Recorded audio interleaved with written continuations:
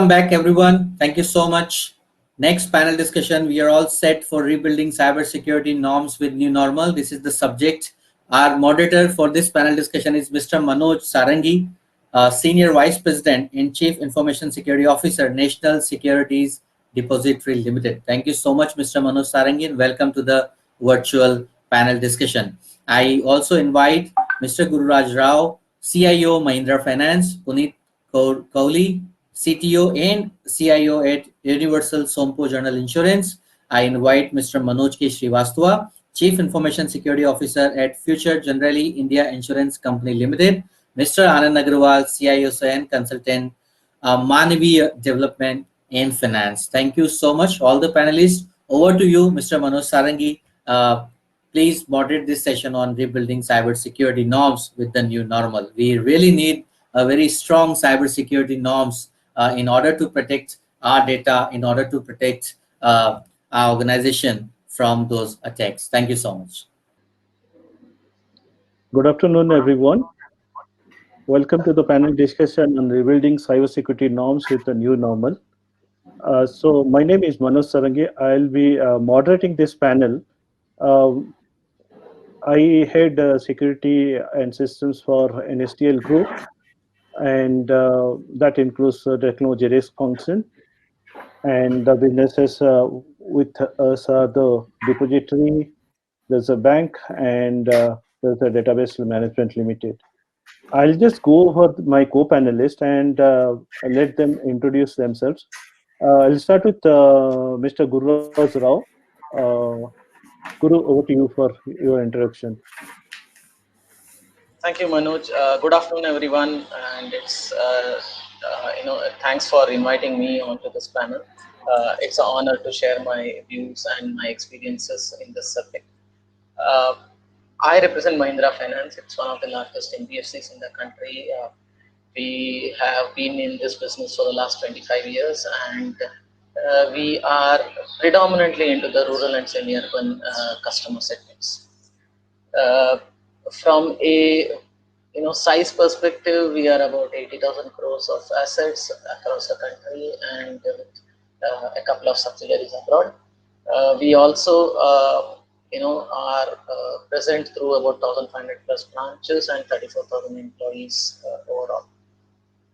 So that's been the spread of our organization. We source customers from over 200,000 villages in this country, and we aim to reach out almost every village in the country soon. So that's the business that we are in. We do retail lending, we do SME lending with additional portfolios like insurance and mutual fund, and also rural housing finance. So that's our spread of business, and I represent the IT function, responsible for absolutely everything in IT, including information security. So that's the portfolio that I handle, and across these areas. I'm happy to share my experiences with regard to this particular subject as we go on. Thank you, Guru. Let us move to Puneet. Puneet, can you please introduce yourself? Yeah, good afternoon. Thank you, Manoj, and thank you, Elix, for giving me the opportunity to share my experiences. So I represent as a CTO and CIO for Universal Sompo General Insurance Company Limited. Basically, we are into the general insurance for motor health, agriculture. We'll talk about a crop insurance and all. And we are having a bank assurance with the three public sector banks with us, which talks about Indian Overseas Bank, Indian Bank, and the Karnataka Bank, and we represent the bank assurance with them. Also, we are also dealing into the CSC model of the Grameen insurance. So that is about plus. So we are serving through these banks more than around 7,000 branches across Pan India. That is our network, and we are facilitated by almost 1,800. Feet on street in terms of working on our assurances through our brokers and sub-brokers model. Apart from that, also basically the agents that we work with. So I represent IT, and it's been just 2 months that I joined Universal Sompo over here, and I take care of the digital initiatives, IT innovation, and complete end-to-end innovation as well. So that's about me. Thank you so much. Thank you. Can you move on to Anand? Hi, good afternoon, Manoj, and good afternoon, everybody. And thanks, Alex, for giving this opportunity to be represent here. I work as a technology consultant and CISO for Manvia Development. It's an wholesale. It's into the business of wholesale lending for the small and BFCs. So being here very recently. That's it about it. Thank you. Finally, let's talk to Manoj. Manoj speaks to Manoj. Yeah, hi. Good afternoon, Manoj. Good afternoon, everybody. So I'm CISO in Future Generali India Insurance, which is general insurance, and we have presence across all the verticals of general insurance according to IRDA of guidelines. And I'm responsible for information security and data privacy aspect within my organization. So that's all. Let's get into discussion. I'm very happy and to share my views. Thank you. Thank you very much. So security has moved a lot in last few years. The role of CISOs and security leaders in the organizations have also matured. From data center to boardroom, from guards to detectives, security has come a long way in last few years. And the current pandemic has caught everyone by surprise, including the security personnel. And when I was asked frequently one question, what is that keeps you awake at night? What is that as a CISO that keeps you awake at night? So I tell them that, for everyone, no news is good news, but for CISOs, no news is not good news. That means, if there is a threat lurking around and you are not knowing anything about it, that's a very dangerous proposition. And that's how a lot of cyber attacks have happened during the last few years. And during this pandemic, we uncovered a lot of threats that are coming, and the organization have been kind of struggling to keep up with the threats that are coming our way. And I'll start in the reverse order. I'll just go on to Manoj again. The new norm being working from home and changing the working proposition, the business model has been tweaked. So how are Indian CISOs are coping with the new normal?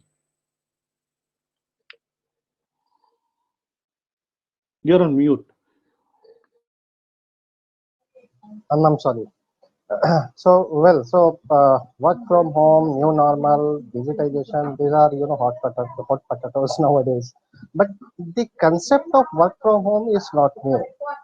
We have been using VDI, VPN for so long, according to requirement. The only change is volume. So how to handle majority of the volume. So the exceptions are normal nowadays. Earlier we used to have defined perimeter, conventional approach of security like firewall, these things, proxy and all. But now we have gone boundaryless. I mean, I have to ensure even if the user is not within my perimeter, the same policy of proxy is applied to that, irrespective of they are connecting to mobile hotspot or some Wi-Fi. So, a hybrid kind of approach is introduced into security, and it is demand of new normal. As a CISO, I have to ensure the security policy, whatever is approved by my board, that is commitment of my organization, and that is percolated across employee, irrespective of they are working from home or they are coming to my organization within my network. So that's one of the big thing we have been transforming to new normal. The second good thing, what I feel that we had a separate portfolio of CIO, then CTO, CISO. The pandemic has taught us, a joint approach toward innovation and digitization. So digitization, innovation, it's no more with CISO or CTO or CIO. It's a joint effort, and everyone is sharing their idea to ensure we are securely enabling our business to meet the organization objectives. Yes, of course, the CISOs are now into boardroom because of, the regulation and all. And the major challenge what I see is the conversion of hyper conversion into, layman language. That is a major challenge. So overall approach of, digital risk management, quantitative risk assessment, not qualitative but quantitative risk assessment, and bringing security into culture of organization. I mean, earlier we used to have, a lot of training programs, L&D department we used to have, but now since people are not coming to office, they are using organization that, asset for their personal transaction also, and then that's a requirement of time. So to educate our, employees, which are the weakest chain of security, that is also, into new normal now. And CISOs are, I mean, in new normal, there has to be two important KPI for CISO. One is transforming to resilience from strong and ensuring the productivity is met. I mean, the security function should not be obstacle into business, but enabling business.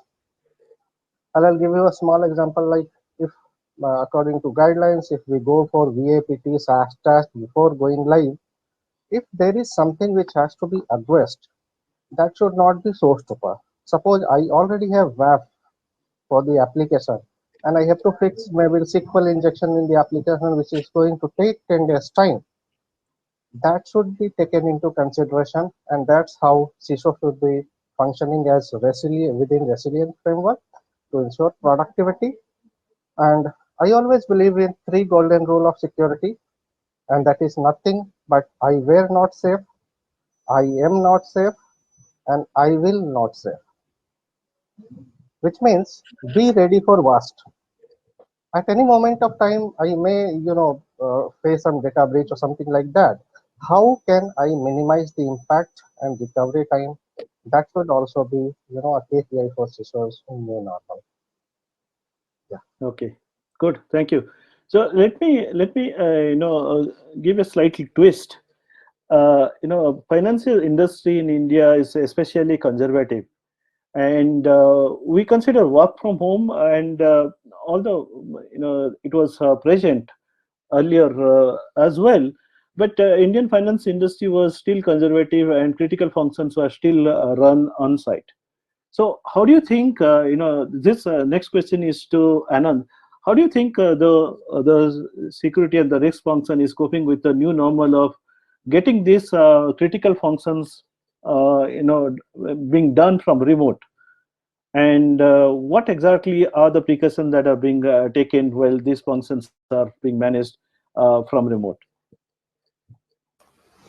So I think, Manoj, you are right. I mean, traditionally, financial industries have been working primarily on an on-premises model from the data security and privacy perspective. And when you talk about the smaller organization in the NBFCs or MFI sector, they are largely on-premises only, and they never thought that work from home could actually be a reality for them. While the large organization always had some work from home on a need-to basis, but these organizations never thought that, and NBFC never thought that they can actually do the collection while they can work from home, or they can do actual disbursement while being work from home. So for them, it is a completely absolutely a new normal, and to cope up with that it was actually a big challenge. Now for a CISOs in the new normal, for it actually become a role has become an extremely complex. Now, earlier when he used to go and demand 20 rupees for a security, he was getting some 5 rupees, because it was never considered as a business enablement. Security was always considered as a business obstruction. Now, one is that in the pandemic, now it has made and to ensure that CISO does not think like a technology, he thinks like a business leader now. He has to start thinking from a perspective that how do I contribute toward the business, because now every dollar, every penny has to be saved, and or it has to be better optimized, or optimal utilization has to happen for every penny which is being spent now. So it is like, his role has become, he's like a double-edged, he's walking on a sword. On one hand, he has to ensure that the money is optimally utilized. He has to ensure that organization is 100% secure. And he has to also ensure that the budgets are very minimally allocated to him. So all these new things, new development, new innovations, new way of thinking. Now, some other things, thanks that it is, while it as a cloud has come up, the cloud adoption come up, some other things have become slightly easy because you are able to scale up. While you can scale up and do, but it has own challenges with that cloud brings with itself. So I think it is, I mean, for us in this industry, especially for VFC, which works on a medium to small size, this is completely different, because earlier, while money was coming less, the threats were also less. So you were able to manage. Now in the COVID time, threats have increased manifold. I mean, you are very lucky. I'm saying all of us are very lucky that if we had not been to that level. I mean, every day we hear all sort of companies, the best of the security companies are being hit by the malicious actors and others, this thing. So I think, so in that case, the scope is that we do not have choice, but to this thing, we have to go towards the hybrid kind of models now and slowly move to a cloud to be able to have work from home, this thing. Then whether it is home assets, I mean, when a home asset brings its own set of challenges in terms of, as Manoj rightly said, its own security challenge it brings in. So, and you never know. I mean, when in the night you will get a call saying that something is there, please come. So these challenges are there. Right. Yeah. Okay, so I agree and understand. The faster car needs better brakes. So if your business has to keep pace, and it need to have better security, better controls. So it should not be seen as a hindrance, but an enabler. So security is rightly kind of seen as an enabler at this point of time. And one question that even Manoj brought up is, security has to play an enabler role and cannot play a hindrance to business. So by that, there are certain compromises that probably are suggested, like not doing a complete VAPT where you have a compensatory control like a WAF. So let me go to Puneet and take our view on what is the view of an organization, risk appetite perspective. How much risk the organization is willing to take in terms of running business when the compensatory controls are there and the primary controls may be ignored for some time. And during this new normal, work from home, what has been the impact on organization and such compromises? Thank you, Manoj. First of all, I would say that, ever since the pandemic has come, so you can say that, the flexibility of working from everywhere or anywhere is something which everybody has to understand from the organization perspective. India localization with respect to work from home is becoming more of globalized now.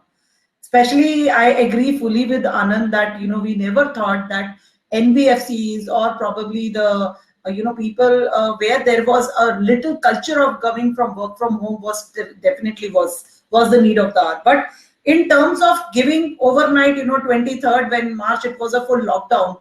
And suddenly I believe that all the CISOs and CIOs or CTOs of the organizations would be more in terms of entrusting what technology, the reachability of, the employees to get a connectivity established at office. That was the need of the hour, which everybody was working on. I know the major players of the OEMs, like, providing laptops and, the VPN, whether we are efficiently capacitated to have everybody giving a work from home contract or not. Then CISO's role was very much big. Now, this was the understanding where, the risk was definitely playing a very big role. And in terms of understanding as a, a mutual conflict of interest that should not come between a CTO or a CDO or a CISO, it is more of a convergence that took place, that we become unanimous and took one approach to give an enterprise level, work from home capability. Or probably, our people who were not facilitated with company-based laptops or desktops. So we were giving them, functionality of working from virtual, VDI or BYOD, basically through either VPNs, or the VPNs are not there. So any kind of device which they had, whether they had a laptop or a desktop, or even so much so even the mobiles. So mobiles also, through basically they were able to reach out, and we were giving them access on Teams and all that stuff. So collaborative technologies also played a very big role. So there somewhere I say that the compromise was not something which was a need of the hour. The scenario was that where approach had to be taken, that whether we are able to understand what are our endpoints, what vulnerabilities are we getting connected and getting hooked to our corporate applications, because overnight collections was happening, disbursements were happening, okay, and which was never thought through. Branches were not opening, so everything was happening through a touch of the finger, or basically on the customer feedbacks as well. The customer facing applications, especially where like mobility was the reach outing to the masses, and people who were not able to do their transaction, who were not self-sufficient to handle. So our reachability to our customers in terms of doing a self-service model or an assisted based transaction was also being done through handled all remotely. And during this time, I also could see that where the data, the networks that were coming in terms of like, we could see there was a lot of occupancy of the network, because when the VPNs was not there, there was like, the line of sight was not clear. People who were accessing the data either through their hotspots, when we are giving them, on the VPNs or anything, when they're accessing, they said, we are not getting the clarity. We don't have the, the range is not coming. So these were some of the hiccups which service providers we were facing also. So definitely the need of the hour was to entrust our people who were working from home to, IT overnight deliverables were happening. People were coming, expectation was set that you please take a call. Nothing could work off on-premise. Cloud came as a new setup. Cloud was something which was need of the hour. Now, whether the organization has a culture of adopting cloud or not, that was also overnight getting transformed. Like, because people were expecting the competitors is doing very good. The market is the reach, the market, the reach to the market is something which is 72 hours or 100, 4 hours. So basically, are we ready with our products or not?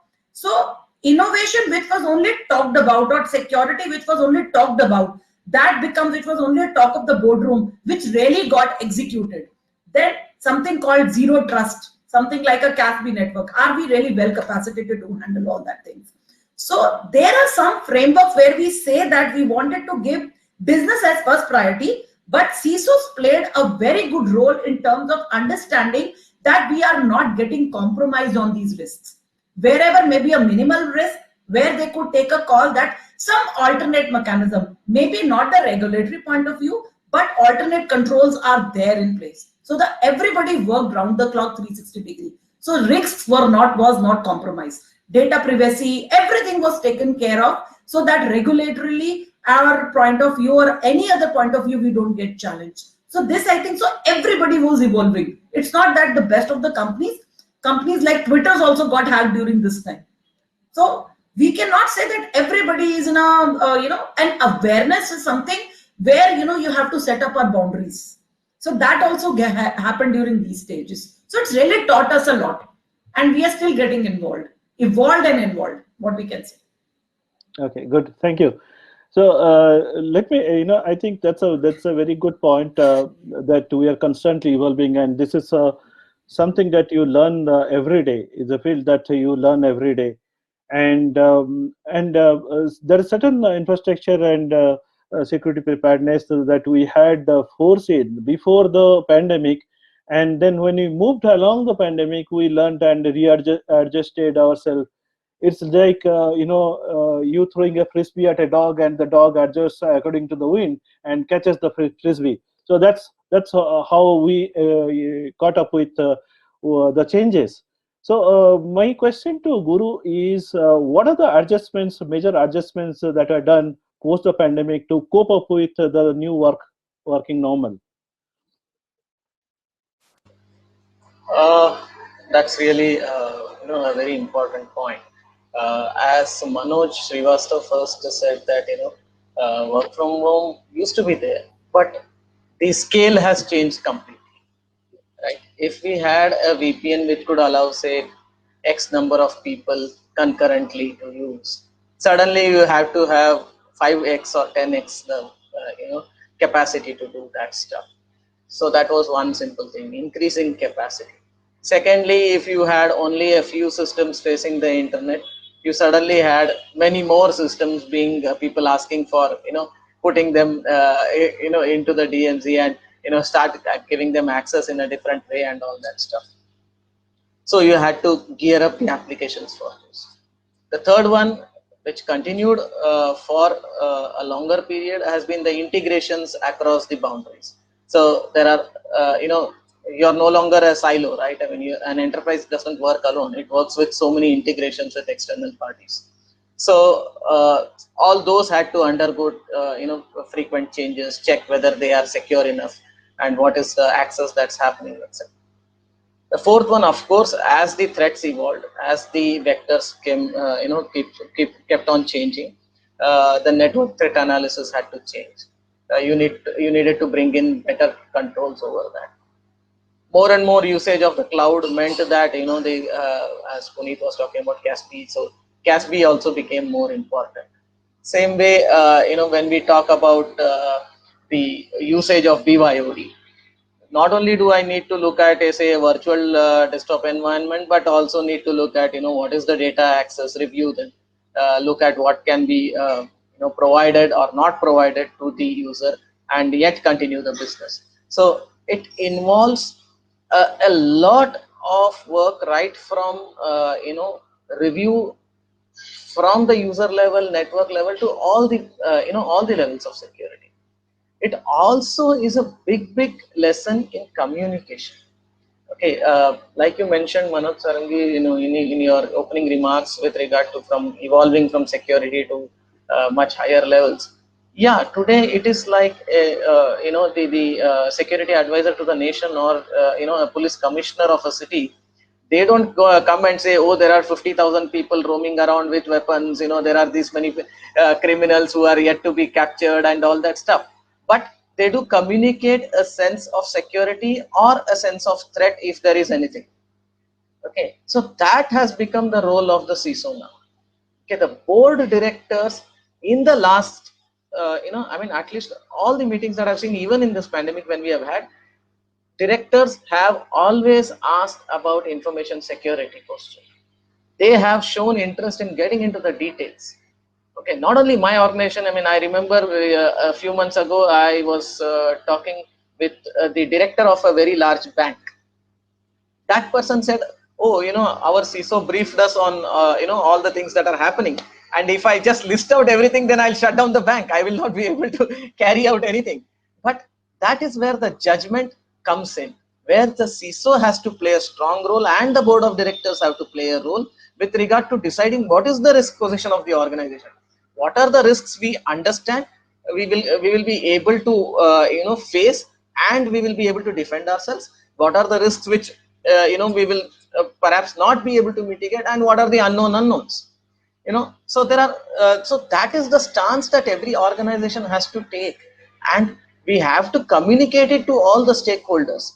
That's where the CISO has to play a big role. So it's not just a pure technical role, it's a large communication role, right from the board of directors to the end users. Tell them that now the world has changed. I mean, now you need to behave much better. I mean, not just worry about the organizational passwords, but there are so many other things you need to look at. So that is a big approach change, behavioral change for the users, and the CISO's role in all this is extremely critical. So I would believe that the role of the CISO, the role of the information security function, the the tools that we are using, the threats that are evolving, all those have undergone a change in this period. And it's not just linked to a work from home alone. It is the need of the times. Even whether you did a work from home or not, you would have anyway considered BYOD, you would have anyway considered cloud hosting, you would have anyway considered working from anywhere kind of a situation. So it is evolution, and information security is a never-ending goal, and you will never reach the end point. CISOs will never sleep easy at night. That's the job. I mean, people have chosen that, so can't help. So I believe that I mean, we have seen a lot of change in the last 8-9 months. So the positive thing that has happened is everybody is now aware. Earlier, the CISO's role was technical. I mean, confined to one area. Okay, he does this or does not do this, etc. But now, if the board of directors is involved, if every user is being made aware, then it's a huge change and it's a positive thing for the organizations. Okay, good. Yeah, I think that's a nice perspective. Thank you. So one of the threat scenarios that we always talk about is insider threat. Now insider is outside, and connecting through VPN. So how has it changed the threat dimension? Let me come to Anand. Anand, your perspective on how it has changed the threat perspective. Okay, so Manoj, when we talk about insider threat, we typically talk about individuals or employees who have got some knowledge or access to the organization and systems, and who have got maybe they have some wrong intentions to do this thing. Now that is one side of the story when we talk about insider threat. The other could be those when we talk about could be new employees. So intention was not wrong, but since he was new, but he or she was newly joined organization, may not be aware of the organization policies. That was another reason for the threat. And then there could be third category from the employees who are neither new nor had a wrong intention, but they were casual in their approach. In the current scenario, while we are working from remotely and all those things, you're working from a place and where you did not lock your laptop. It was just left open. Somebody if dropped and just looked into the important information. So I think that is the one part. And then you have trusted business partners, you have contractors. Now, if you look at all these gamut of things, then it becomes extremely large and difficult to manage from the security standpoint perspective. Now, recently there was a study which a couple of years back there was a study done by Deloitte and Wall Street Journal. And as per that study, it says that 92% of the data breaches which happened from an insider threat, they were preceded by some kind of a negative impact on an employee. It could be some kind of issues with the supervisor or some demotion or some reprimand and whatever it could be. Now that is one statistics. Now the other statistics is that now 59% of the employees who left the organization, whether it is voluntary or involuntary, said that they took the company sensitive data with them. Now, so this is the scale of it. Now, if you look at there's another study which was done very recently to analyze the cost of insider threat. It says that from 2018 to 2020, there is approximately more than 30% increase in cost of the insider threat. So it has gone up to somewhere around $12 million in the current year. Now, if you look at this thing, we never thought, again, this industry never thought that, work from home would be there. Now, suddenly we are all talking about zero trust security measure. So I think, so this has completely, nobody, there was some large, now everybody is talking about zero trust, zero trust, zero trust. So I think that while we have to trust employees, but now I think we have to verify the employee also, or the person who is accessing, whether it is employee, whether it is partner, whether it is a contractor. I think those insider threats become much more serious from the current perspective. Okay, I think that's a very important concept. Trust but verify. So that's the basis of having a zero trust architecture.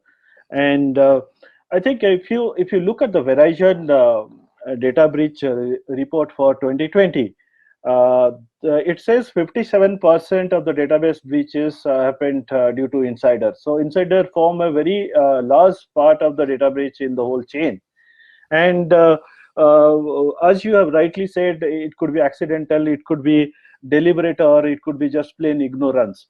So this could be the reasons for leading an insider to cause some breach in an organization.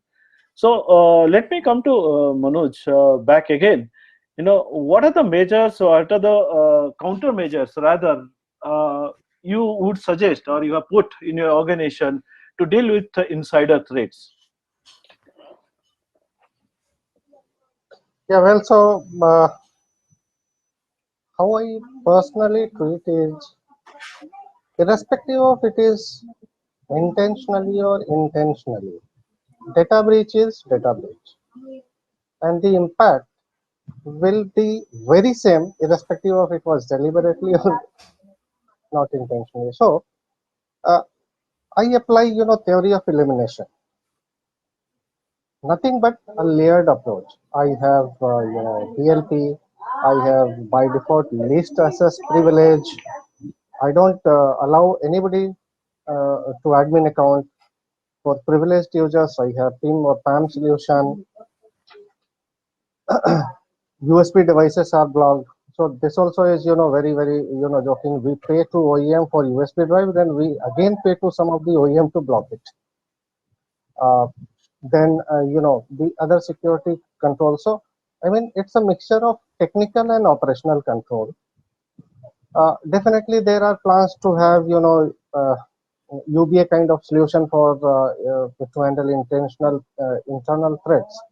But yes, the layered approach is really helping us out. I mean, even if someone wants to do something, the PIM solution keeps track, keep monitoring the entire session. If something found malicious, it throws alerts, it stops and frees the session. So that kind of controls we already have. And second one is, uh, as I said earlier, that if something happened, then how soon can we identify, can we detect that to minimize the impact? So the efficiency of my SOC is one of them. Detection should be very fast, not only detection, but it should be properly, adequately communicated to right stakeholder to take appropriate decision at right point in time. The second thing is, even if we have a lot of technical and operational controls, but in pandemic situation, we breached some of regulation, or the regulators, they have given some leverage to organization. For example, if I talk about my contact center, the regulation says that it should be monitored in CCTV by CCTV. But nowadays, we have delivered the systems at the people's home, my resources home. I cannot monitor their personal house by my own CCTV camera.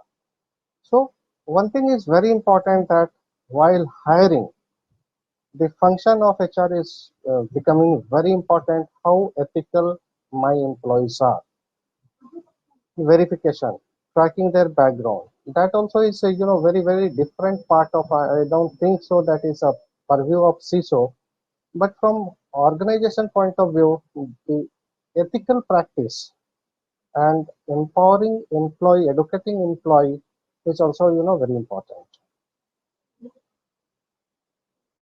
I think that's a very interesting perspective. Looking at background checks and looking at having the right hires for the organization. But one aspect that always gets discussed is use of social engineering methods to cause insider threats to become big. So I would like I'll come to Guru. Ask him how he's dealing with insider threat, which is probably attributed to any of the social engineering methods that are being adopted by organized crime or anyone outside the organization.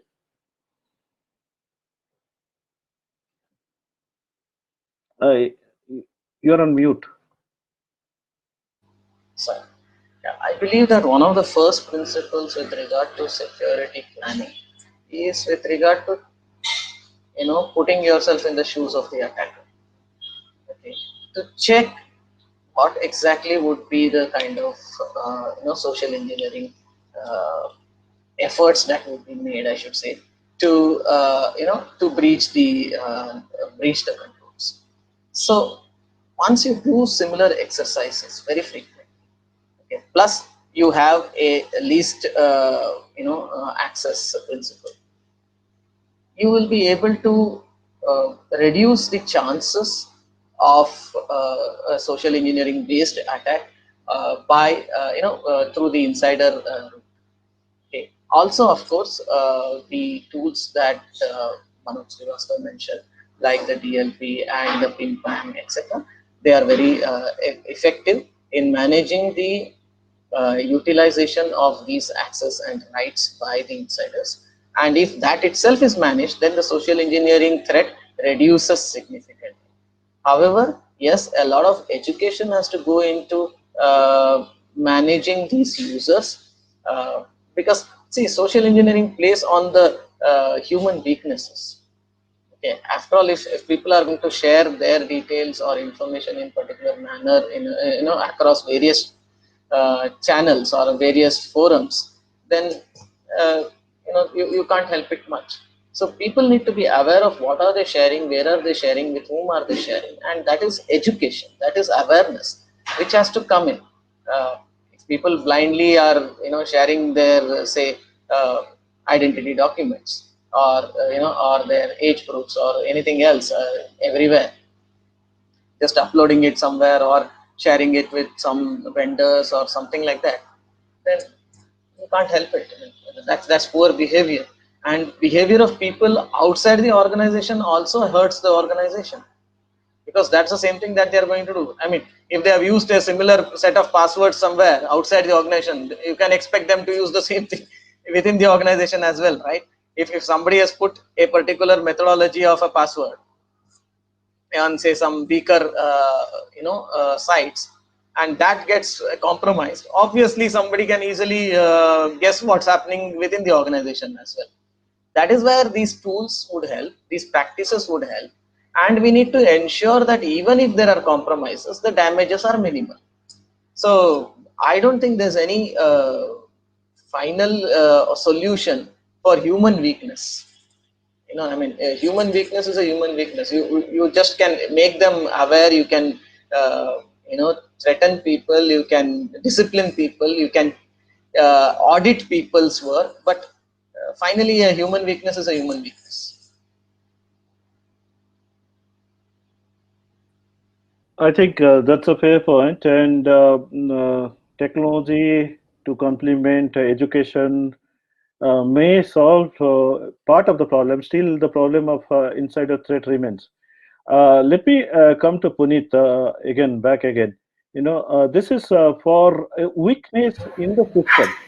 What about the motivated hackers from outside trying to exploit and use insiders? So how do you think that this threat can be tackled? Okay, so first, definitely, I agree with Guru Raj in terms of the awareness which should be coming where for the especially the insider threats can be the employees. So the employees who form a part and parcel of the organization, especially with regard to an awareness, should be set in like you are a part of organization, you are custodian of the data, understanding have a mutual sign off with a as a code of conduct, basically to have an understanding, yes, that the formality of an onboarding from hire to retire, whatever is there. So if everything is being transparent to an employee, that in case anything as a breach or when you are exiting or you are doing or sharing any of the company's data or leaking the required information which they're not supposed to do, basically that should be basically how much penalty or what kind of threat it can harm to his his career. He should be well aware of that. Being into the company, being into the organization, if you do such kind of malpractices, is something which is as an understanding. First is an awareness, it's about the culture. Secondly, a self declaration in terms of what is an inner self, basically. So we should be we can go on putting boxes and boxes of information security, that for such kind of remedy the DLPs will take place, some the mobile device management will handle, or the complete 360-degree approach of an end-to-end solution of firewalls, or up to the maximum layered security in terms of perimeter, or up to the gateway level security is there, or end user security is there. But if the things are not clear, insight and awareness is not set forth, so no matter whatever technology you put, you are going to fail. So an often alert mechanism, which is not only a information security departments or a technologies department's responsibility, it is a 360-degree collective responsibility. It is more of an information enterprise information security. That is what basically everybody has to, get easily aware and understand that. They see that, inside the threads, they say there are certain misbehavior attitude, or they see that if something which is found to be fishy in their, neighborhood where they are working, in their, you can say their work culture, or the basically on their workstations or the other workstations, and they walk on, the trespassing is happening, or if they have an access to, the social media, which people say today, because, based on the need analysis, we also have to give social media, accountabilities to people, because we have a social media policy. People, especially the digital marketings, they promote a lot of campaigns and all that stuff. So we really have to vouch for it, that, what exactly is happening, where exactly the data is flowing of the organization. It's not about, you telling and telling them how, basically at the back end, the technology is smart or it is fully protected. That probably we have to take as a first mechanism. The second mechanism, from time to time, board presentations or board awareness, even so much of collective responsibility has to be a top-down approach, not from a bottom-up approach only. Because knowingly people, sometimes they do unknowing things. People who are really feet on street, today, if you say that they are compromising on the data, with just a fraction of people say, I'll give you 1,000 rupees, you share me the, the data of any bank or anything, what they will do? They will not understand why, if I'm sharing this data, I'm getting 1,000 rupees in my pocket. But has he really understood that, what kind of data is going out? So these kind of general, scenarios we have to see. Sometimes controls have to be in place. Sometimes you have to do policing also. But sometimes you also have to take some stringent effect, which can lead to a termination of an employee as well. So when you do exit interviews, we have to ensure that, what kind of alternate controls we have put in place. This particular thing, the person has served a notice period, 3 months, whether he is on your Active Directory, what kind of controls do we have to, where we have to restrict, what is his backup policies, the backup mechanism, that in case he leaves tomorrow and he's already put down his papers, so what, do we really have to give this access to him? So certain provisional steps, I would suggest that, are recommended that, we have to take. It cannot be working in silos, because I've seen where organization, and I've been a part of those organizations, where up to last 15 days, you don't know that the particular person has already put down papers and he's on the verge. After 15 days, he's a senior employee, he's exiting out of the company. You don't come to know easily, unless there are not so-called rumors in the office or something like that. So these cannot work in silos. This is a collective approach. As I shared, enterprise information security. So everybody plays their bit. So we have to be very, very vigilant and understand that everybody is playing an equal role here. So vigilance definitely is required. That's the need of that. Okay, if I summarize what you have just told is, the possibility of getting caught if somebody does something, that has to go up. It could be a combination of process and technology intervention, and then the consequence of once you are caught with doing something wrong. So the consequence management and improving the possibility of getting caught, and then making sure that these things are communicated to the employees, and there is a strong oversight from the board and the management on the whole aspects. So these are, I think, the key aspects of what we discussed for the insider threats. Okay, let me change gear and look forward to some technology aspects of working from home. Okay, so we are adopting MDM, just you have told, DLP, MDM, then VDI, then we are talking about bring your own device, and we are kind of coping with all this technology intervention that have suddenly kind of taken prominence in our workplace, when we are working from home. So given a choice, what are the technology choices that you will make in the current scenario, if you have to change something, you can talk about that. And if you have to bring in a new technology, you can talk about that. So let me start with Puneet again, because he spoke so passionately about MDM, BDI, DLP, and all the technology intervention. Let us start with her. So can you repeat the last line once again, please? So sorry. No, the VDI, we have talked about different technology, VDI, then the BIOD technology, and probably BIOD is overlapping technology. The MDM you use to make people do the BIOD on MDM mobile devices. So if you have to prioritize and adopt some technologies, what are your priorities in adoption? And what are the technology choices that you will make and why? So first, definitely an ecosystem of an organization plays a very big role. Firstly, a CTO or a CISO has to understand what is the awareness level of the user to us. That is, I will give it a first priority to that. And it's not that the entire world will move with MDM, DLPs, and all the BYODs of the world.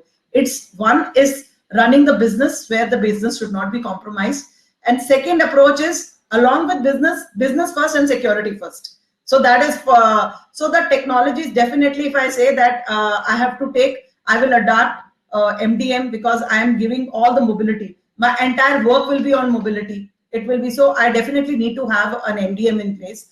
DLP something is on BYOD. In case I'm giving a BYOD thing because the reachability people in the lockdown have not been able to come and collect companies' laptops, so they have to work on a BYOD. So if I can do a remote management by deploying a DLP solution to them by segregating their professional and personal data, I think so that kind of things should be done, which can be remotely managed very nicely. But definitely end user level comfort should also be given. He should not feel that I'm getting policing if I'm doing this is my personal laptop, this is my personal device, I'm already using it, and now I'll be caught on my DLP or anything that what kind of information I'm sharing. So he will also at the back of mind in that he will be a resistant in deploying a BYOD device that I'm getting basically hooked to the corporate network, and I might be policing is happening on me. So that kind of a comfort level to the user along with awareness has to be set forth. Third is definitely a solution of the need of the hour is what is the the understanding that we have to do. Do we really need maybe on the end point? At times people feel that too many technologies or information securities, when we talk about patch management and all, they say that it restricts its functioning. It does not help. Sometimes like you have the perimeter checks being run during quarantine, or there are certain virus attacks happening, and the malwares are happening. So normally the quarantine engine keeps on happening. It's round the clock. So what are the scheduled times by when they said, then they are not able to, they have a basic understanding and they don't keep on complaining to IT or the information security department, what kind of solution have you put on my laptop? It doesn't let me work. So basically a comfort level of an end user should be understood first, and then probably we can start prioritizing what we want, keeping into the best fit that what is the reach at the time that he should be able to enable his business, and at the same time he should have the context of information security which should not be compromised. So technology plays a very big role there. So it's not what comes first, it's the need of the hour that we have to decide what we really need to deploy at that point of time. You're on mute. Yeah, for interest of time, I'll have to keep next responses on to 1.5 minutes only. Let me go on to one of the CISOs, Manoj Srivastav. So the same question, technology adoption, what will be your priority? Well, so my thought process is totally different. I have been in discussion with one of the largest, player in security. They were selling a lot of things. I told, yeah, very good, very good, very good. How much will it cost for my organization if I go for all X amount? I'll give you X plus N. You deal everything and let us have a signed unlimited liability bond. They never come back to me. So first of all, the security should not be scare industry but caring industry. That's how we have to differentiate.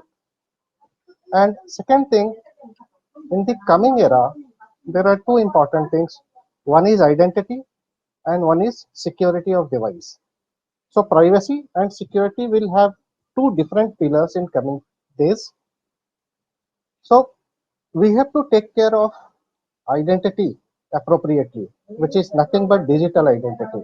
Into pandemic situation, we cannot block social engineering because a lot of business are dependent on that. So we have to reduce the risk by applying some technical controls like cloud proxy with some kind of limitation in uploading files and all. But my priority will be always end user experience. End user experience really matters. It's not about my employees only, but it is also about my consumers. If you have to transfer some money online, see which bank you prefer. So that's a good example. End user experience, digital identity management, and then it comes on security of device. It may be bring your own device, it may be mobile device, it may be company owned device, but similar posture should be binded with identity and applicable on all the device irrespective of who owns that. I think it's entertaining to see a security professional talking about end user experience, which is basically the CIO sport. So let me come back to Guru again on his perspective on technology preference in terms of adopting technologies during this pandemic. See, I just remember that if you take even a 5-year-old from Japan, okay, even the 5-year-old from Japan knows how to react if there is an earthquake, because that is the culture out there. That is the training that a kid gets right from day one. Okay, so if we have a tool which can monitor the behavior and drive the culture of every user in the organization, that would be a wonderful solution. Okay, I mean, check the way he uses his access, check the way he manages his passwords, check the way he is able to report incidents, etc. Basic behaviors of every user, if we are able to manage them, that's a very, very strong information tool for the CISO, okay, and for the entire organization to see how vigilant we are, how aware we are, and so that takes away a large portion of the threats. The second part is, given the plethora of tools and boxes that we have in information security, simplifying or commonalizing the dashboards, and of course integrating them, coordinating them, while we call SIEM as one single event coordinator and all that stuff, but I still don't see a complete answer when it comes to dashboards, which simplifies the job of the SOC. Okay, if we can come to that, again, that is a moving goalpost. It's not something which, I mean, every technology partner will say I have the best tool, I have the best tool, but finally it will be one more box there and not complete answer. So these two things, if we are able to get, one from the behavioral aspect, one from the monitoring aspect, I think most of the situations can be handled. I'm not saying, of course, we will ever be completely safe, but it at least takes away the challenges of monitoring and being prepared. I think I yeah. really, just 1 minute. I'm sorry to interrupt. Rightly, you said, Guru, that security is not only technology. It's nowadays technology and psychology. Psychology, of course. Mix of. Yeah. Of course, I think situational Very true. awareness, people psych, preparedness, and bringing security as a part of your culture plays a big role in securing organizations. So let me come to the last question of for this session, where I'll probably take a minute of each of your time, and that will be the concluding question from my side. See, certain practices you have adopted during this pandemic, and certain practices you would like to bring in uh, once even the pandemic is over. how much of the practices that you have already brought in during the pandemic will continue through the next year, and what are the new practices that you will bring in? So let me start with Anand. Anand. Okay, yeah. So I think, I mean, from an NBFC, MFI industry of medium and small size, one of the biggest practice I would say is work from home itself. I mean, and now having tested the success of this mechanism and realizing that NBFCs can actually work from home and can huge cost in terms of the office infrastructure.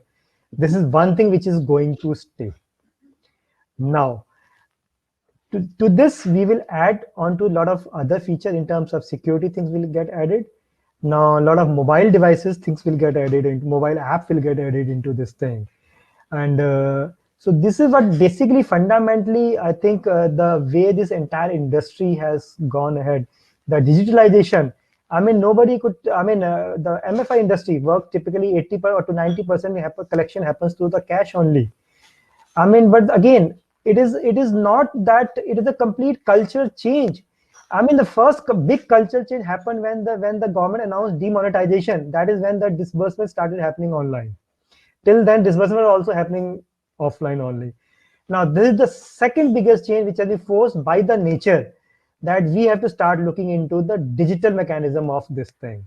So I think these and a lot of change has already happened, and this is the thing, something which are going to go, I mean, Yes, remain in future also. let me come to Manoj again. So what are the practices that you have brought in will stay, and what are the new practices that you think that will be brought in? Yeah, well, so if I talk about my activities and practices, it is well defined by regulator, line by line defined by regulator, followed by audit. So I will not get into that, but one thing I found very interesting, interacting with my employees. And I have taken it into my practice. I used to have a lot of difficulties to bring 90% and plus in security awareness to the employee through my L&D. So I personally started arranging sessions, and I never talked about my information security policy, acceptable use, no, nothing. I only talked about WhatsApp, Twitter, Instagram, Facebook, ATM, and surprisingly, I found a lot of people started coming to me. I also found, face this kind of fraud. I also face this kind of fraud. Now my employee they have a comfort level with me, and they discuss if anything goes wrong. They receive a lot of mails. They transfer this money. I am from this department. They simply check. No, this seems to be phishing attack. So I really loved this approach, and I will really and definitely, continue with this. Okay, good. Let me go again back to Guru for his views.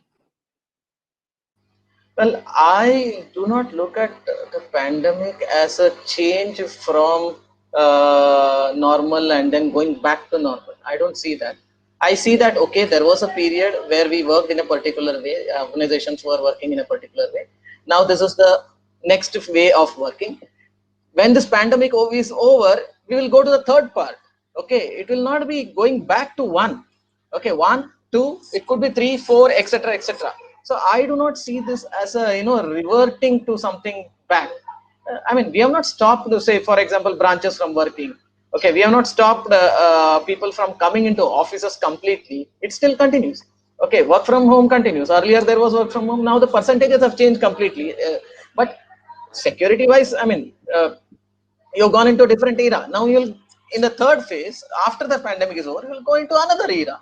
So it's going to be I believe that things will just keep evolving in terms of both security surface, the threats, and the defenses that we will be mounting. So I agree fully with Guru. From A to B, and they'll not be traced back from B to A. So we'll go to a different state from B to C, and that's probably for betterment of all organizations. So let me come back to again to Puneet. for her views. You are on mute.